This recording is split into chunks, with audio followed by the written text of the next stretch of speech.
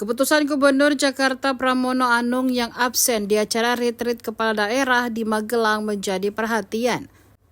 Ya, menyusul perintah Megawati melarang kader PDIP ikut retreat, ucapan lama Pramono kembali viral. Benarkah dirinya ingkar janji? Kala itu Pramono Anung mengaku dirinya bukan gubernur PDIP melainkan gubernur Jakarta. Hal itu disampaikan Pramono Anung dalam kampanyenya di kawasan Jakarta Utara pada Selasa 19 November 2024 lalu. Momen itu Pramono Anung mengaku akan lanjutkan program hunian bertingkat dari Anies Baswedan meskipun PDIP menolak program tersebut.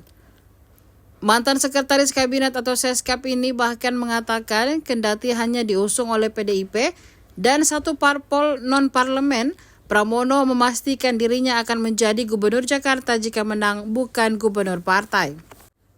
Dalam momen lain saat ditemui di GBK Basket Hall 11 Januari 2025 silam, Pramono Anung juga sempat menegaskan dirinya sebagai kepala daerah akan tunduk pada pemerintah pusat.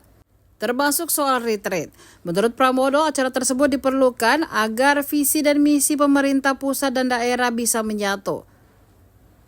Politikus PDI Perjuangan itu menekankan bahwa kerja-kerja pemerintah daerah harus melalui koordinasi dengan pemerintah pusat sebagaimana diatur undang-undang.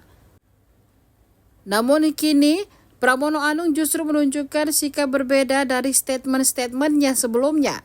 Pramono Anung sendiri belum mengikuti retreat di Magelang sejak Jumat 21 Februari 2025 lantaran instruksi dari Ketua Umum PDIP Megawati Soekarno Putri. Megawati sendiri menginstruksikan kadernya tidak hadir dalam retreat merespon penahanan KPK terhadap Sekjen PDIP Hasto Kristianto.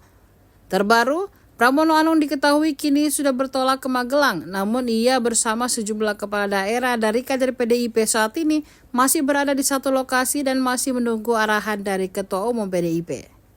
Download Tribun X sekarang, menghadirkan lokal menjadi Indonesia.